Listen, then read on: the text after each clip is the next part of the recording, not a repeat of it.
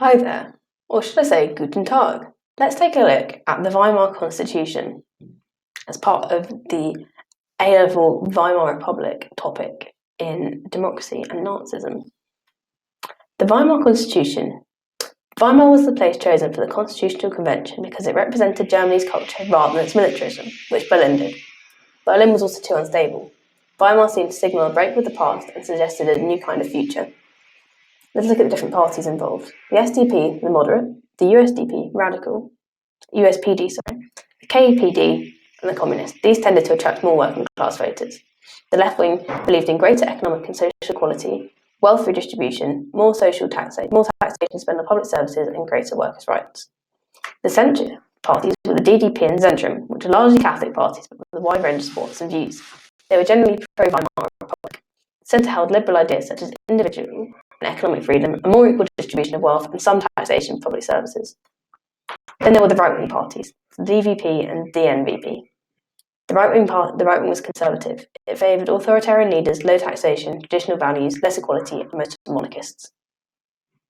The political turmoil pre-convention. The USPD left the government in December 1918. The Spartacist revolt took place in Berlin from January 4th to the 15th in 1919. It was suppressed by the army and the Freikorps with Ebert's full support. Over 100 workers were killed. Left-wing parties are bitterly divided over Ebert's action. The KPD never forgave the SPD, and the USPD split, some under the KPD and others linked to SPD. In 1919, in January, there were elections for the German Constituent Assembly. The KPD boycotted them. Political parties that later voted for the Constitution won 70% of the vote, and the SPD had 38%, the Z and BVP and the DDP 19%. What are the different left-wing parties in post-World War in Germany? The KPD, BVP, DDP, Zentrum, DNVP, USPD, and SPD. What was the political turmoil before the Constitutional Convention in 1919? Left-wing parties were bitterly divided about its reaction to suppress the Spartacist revolt. The USPD had left the government in December 1918, and the Spartacist revolt took place in Berlin from January 4th to the 15th, 1919.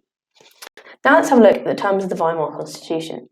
Weimar was the place chosen for the Constitutional Convention. Weimar seemed to signal a break with the past and suggest a new kind of future. Look at Länder and the Reichsrat. Germany was a federal state. The Länder, local states like Bavaria, ran major services like education and the police. All state monarchs were replaced in November 1918. In an emergency, the federal, meaning national government, could intervene in the Länder. The Reichsrat was the second chamber of the federal government. There were 67 members from 17 Länder. The Reichsrat could advise the Reichstag and reject new laws, but could be overruled by the Reichstag. The Chancellor. The Chancellor was a party leader who could persuade other political parties to work with them. This involved lots of compromise and deals that could break down. The President. They were elected every 7 years by popular vote. Presidential powers included appointing or dismissing the Chancellor, dissolving the Reichstag, calling for new elections, and commanding the army. Article 48 of the Constitution was significant. In emergencies, Article 48 was invoked to allow the President to rule by decree. The Reichstag had to be informed of all measures the President took under Article 48 and could reverse them, or could revoke them. The Reichstag. The Constitution established a democratic parliamentary republic in which everyone 20 or older voted every 4 years for a new parliament, and every 7 for a president. Proportional representation encouraged political participation by giving influence to minorities. Coalition government was the usual outcome. Changes of government happened more than every 4 years, and so did elections. A change of government didn't necessarily mean an election. So let's quickly recap that. Which political system encouraged political participation by giving influence to minority views? The answer is proportional representation. What were the institutions in the German state under the Weimar Constitution?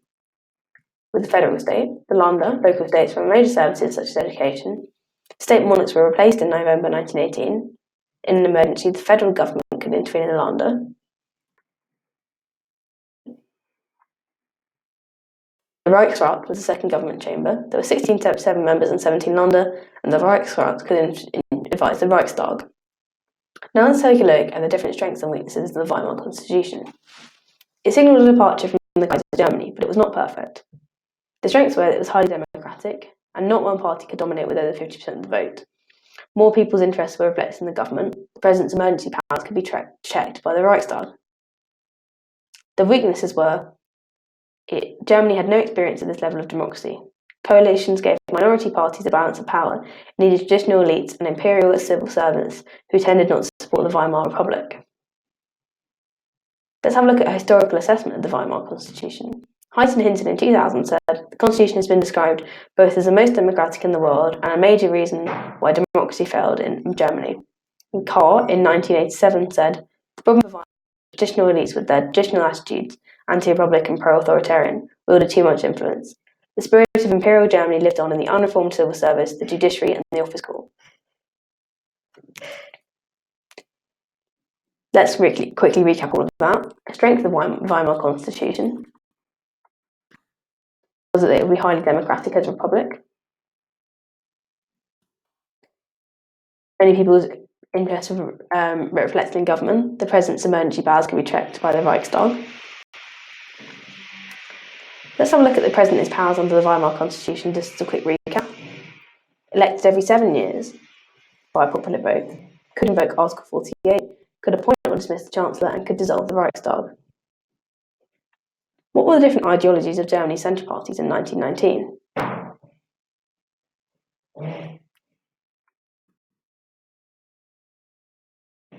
They were largely Catholic parties, the DDP and Zentrum. They were pro-Weimar Republic. The centre held liberal ideas and, for example, individual and economic freedom. What percentage of the vote would a party need to dominate the Reichstag? At least 50%.